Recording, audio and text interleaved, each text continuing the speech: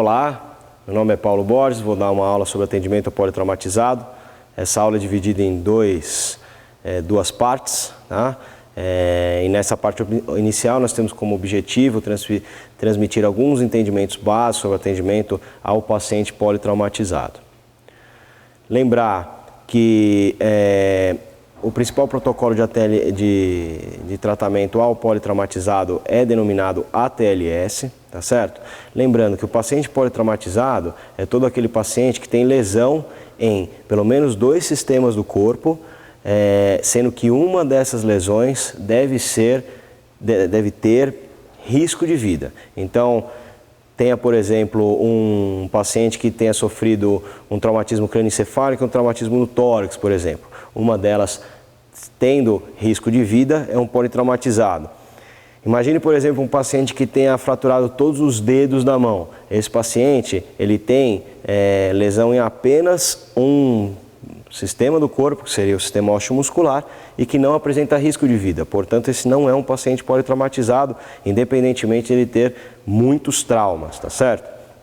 Lembrando também que o atendimento do protocolo ATLS é hospitalar, ele deve ser realizado em ambiente hospitalar, porém, ele tem uma fase pregressa, que é chamado de PHTLS, ou Pre-Hospital Trauma Life Support, que é um atendimento desde o local do acidente até o ambiente hospitalar e que compreende basicamente o transporte do paciente politraumatizado de maneira segura.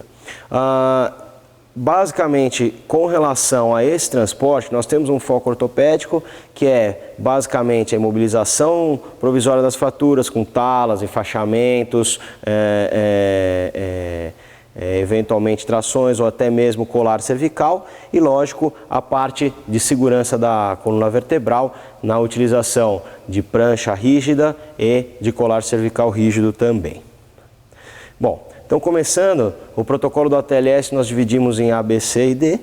O A seria referente às vias aéreas, em que basicamente nós estamos estudando a permeabilidade dessas vias. Então, se essas vias tiverem algum dano ou se elas estão obstruídas, né? E também, adicionalmente, o controle da coluna cervical.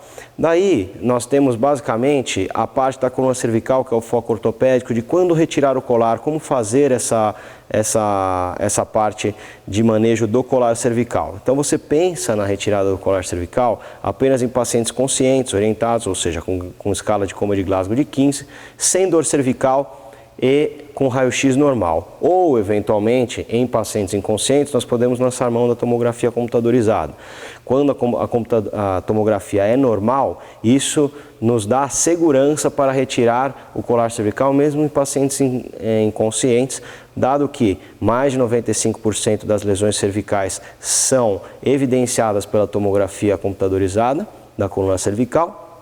E dessa pequena parcela que não é evidenciada, em geral, são lesões estáveis e que não compreendem risco quando retiradas o colar cervical. Tá? O B, nós partimos do pressuposto que é o breathing, ou seja, a parte respiratória. Nós estamos vendo como está a função respiratória desse doente. Então, basicamente, nós verificamos a frequência respiratória, a oximetria desse doente, a capacidade pulmonar, ou seja, se ele apresenta algum tipo de pneumotórax ou hemotórax, e justamente o drive respiratório, se ele está acometido ou não.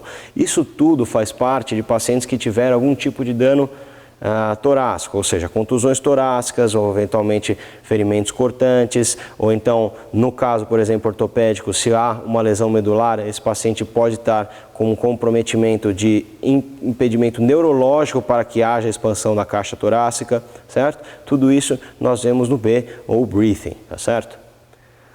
Nós temos o C, que diz respeito à circulação, ou seja, como está a circulação desse doente.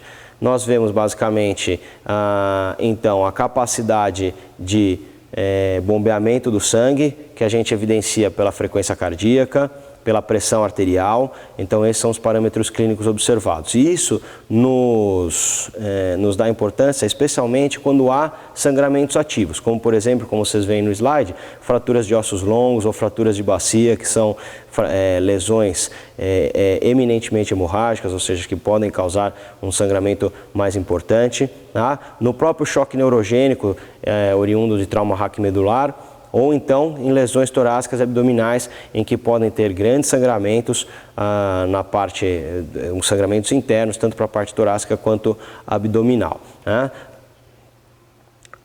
E nós temos aqui uma pequena classificação com relação ao choque, em que nós podemos classificar o choque em basicamente 4 classes, certo? Com gravidade crescente com relação às classes, e os parâmetros avaliados são a quantidade de sangue perdido, a frequência cardíaca, a pressão arterial, a frequência respiratória e o débito urinário.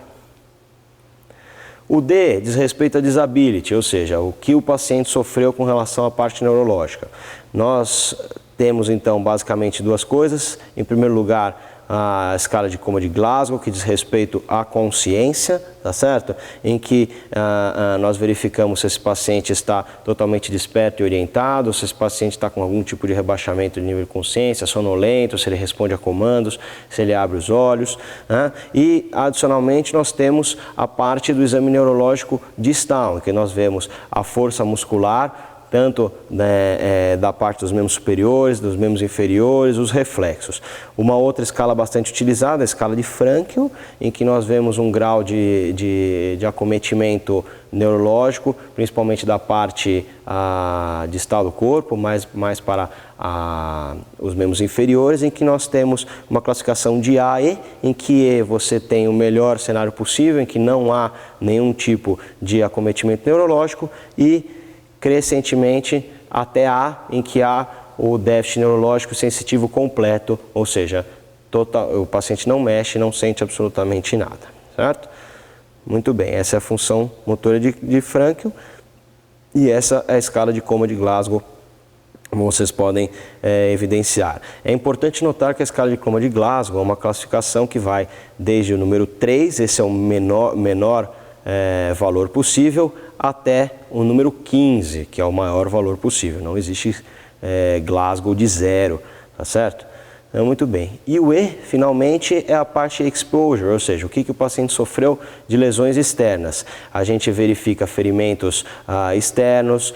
Nessa situação, a gente já começa a pensar na retirada da prancha rígida. Então, nós vemos basicamente se há escoriações, cortes superficiais. A parte da retirada da prancha rígida é muito importante, por conta que a prancha rígida, pessoal, é um elemento de transporte, tá certo? É um elemento em que deve ser usado apenas na parte do PH-TLS, ou seja, do atendimento pré-hospitalar.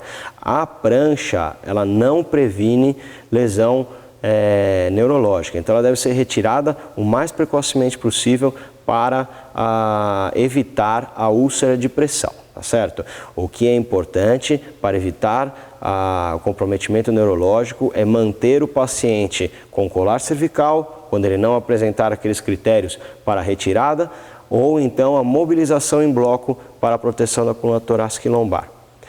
E o exame secundário, justamente após de toda essa realização do ABCDE, em que nós vamos fazer uma avaliação mais detalhada do paciente, o controle da dor, colher exames de laboratório para que nós chequemos tanto a parte de como foi a ressuscitação feita no exame primário, como o que não foi visto num primeiro momento, tá? E exames de imagem específico, então incidências radiográficas especiais, sendo que num primeiro momento apenas a radiografia de frente de bacia é importante na avaliação primária do ATLS. A coluna cervical deve ser radiografada quando há sintomas ou sinais de lesão, assim como o tórax, a semelhança. Nós indicamos a seguinte bibliografia. Muito obrigado.